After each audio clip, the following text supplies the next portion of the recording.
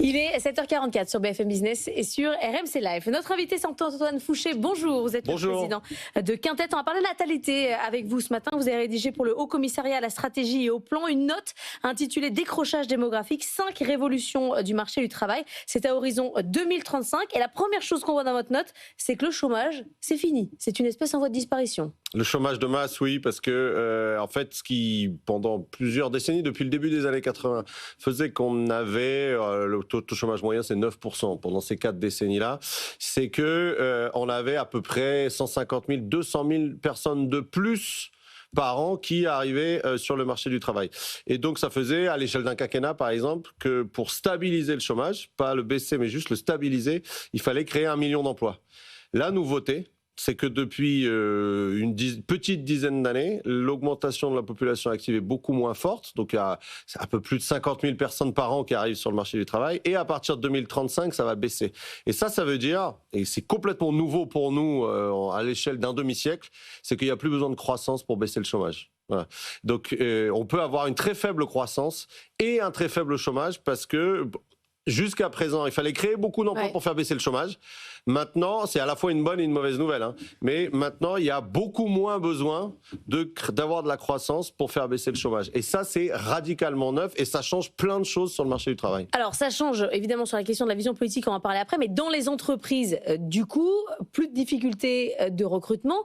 Plus de difficultés de recrutement et un salarié qui devient roi. Bah ça renverse un peu le rapport de force entre eux, ou en tout cas ça le stabilise, ça l'équilibre entre le salarié et les employeurs, parce qu'effectivement les employeurs pouvaient se dire pendant les années qui sont les décennies encore passées, ils se disent bah écoutez, si vous n'êtes pas content de votre job, la porte est ouverte, vous pouvez aller, je trouverai quelqu'un d'autre. C'est de moins en moins vrai.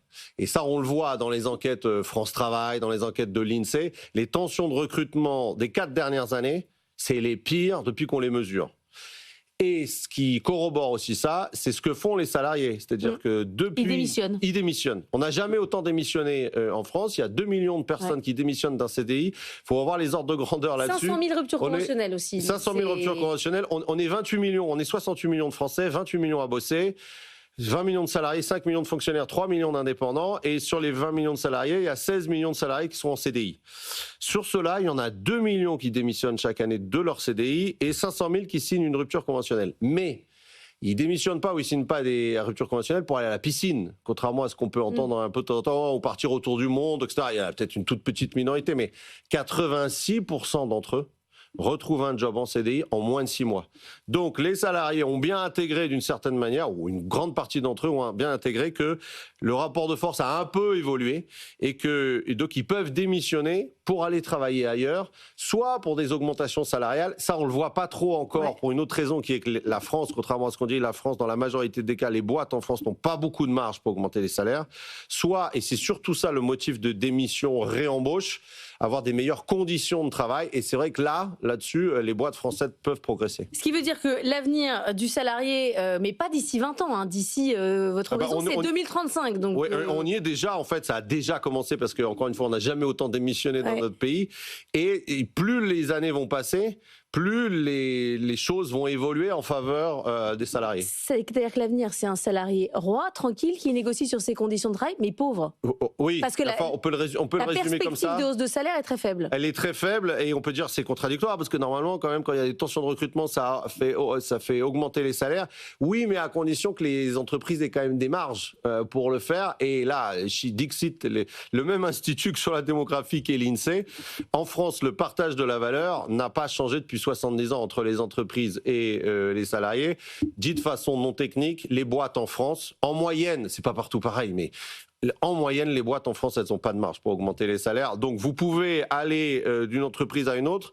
Ce que vous allez réussir à faire, c'est un peu d'augmentation de salaire, certes, mais c'est surtout de meilleures conditions de travail. C'est là où les boîtes peuvent se différencier les unes des autres, parce que sinon, encore une fois, comme on est dans une économie qui se tertiarise, qui se désindustrialise et qui remplace pas ça par de la technologie et dont le niveau de compétence baisse relativement, pardon, c'est un peu déprimant le matin, mais baisse par rapport aux autres pays européens, on peut faire ce qu'on veut en moyenne. Les salaires vont pas réaugmenter, sauf réforme radicale qu'il faut faire, mais sinon les salaires vont pas réaugmenter en France fortement dans les années qui viennent, même les décennies qui viennent. Antoine Fouché, c'est pas ce que font les boîtes aujourd'hui. Aujourd'hui, elles reviennent sur le télétravail, elles disent attendez, le Covid, on s'est bien amusé, mais maintenant c'est terminé. Ouais, mais je pense qu'il y a deux options là-dessus, soit l'erreur, soit la stratégie pour faire partir les gens. Et les deux sont compatibles. Les deux peuvent marcher ensemble. Les deux peuvent marcher ensemble, c'est-à-dire que ça peut être une manière de dire, parce qu'on voit dans les enquêtes d'opinion... Un plan de départ déguisé, en fait. Un plan de départ déguisé en disant, écoutez, si vous n'êtes pas content... Pour revenir à Paris, vous habitez avec, vous avez qu'à partir. Et, écoutez, allez-y, la porte est ouverte. C'est une manière de faire partir les gens, et c'est efficace. Parce qu'il y a, comme vous l'avez dit, il y a plein de gens qui ont organisé leur vie entière, leur conciliation vie pro, vie perso. S'il n'y a plus de travail, de télétravail, il n'y a plus de vie possible. Donc, ils partent effectivement, et ça, on le voit. Après, encore une fois, dans 86% des cas, ils retrouvent un job en CDI en moins de 6 mois. Hein, mais me